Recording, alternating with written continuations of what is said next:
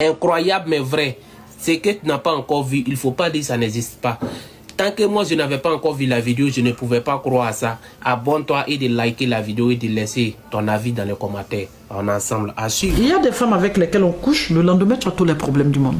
Les hommes, c'est des âmes assez faibles en matière de sexe. On éduque l'enfant sur tous les plans, sauf le volet sexuel. Mais il faut dire que, comme je l'ai dit, les hommes, c'est des âmes assez faibles en matière de sexe. Des âmes assez faibles en matière de sexe. Il n'y a pas une âme plus faible en matière de sexe que l'homme. L'homme, quand il a ses envies, dans toutes les positions, on peut le rattraper. Dans toutes les positions.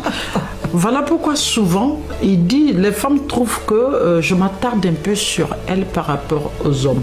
Vous comprenez qu'une femme peut être fidèle pendant des années. Mais c'est trop compliqué quand on le demande à un homme.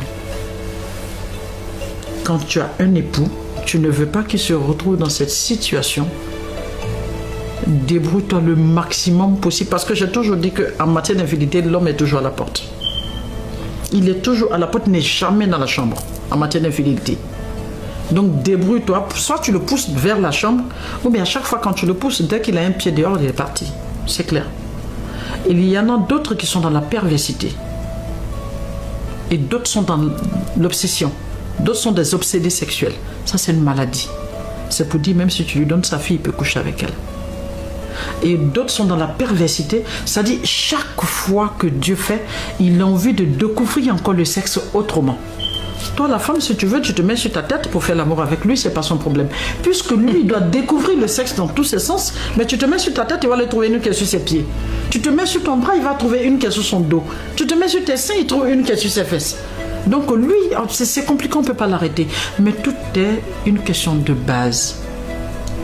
Vous comprenez que on éduque l'enfant sur tous les plans, sauf le volet sexuel.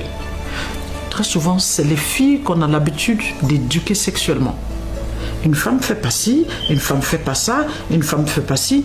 Et très souvent, même on a un langage ordurier qui dit que quand un homme cherche plein de femmes, c'est un gentleman. Et quand c'est une femme, c'est une prostituée. Vous comprenez cela comment? Et ça, c'est un langage qui ressort dans la famille tout le temps. Ou quand même, l'enfant, en grandissant, il se rend compte que son père a une femme qui est là et on apprend que son père a fait plein d'enfants avec d'autres femmes là dehors.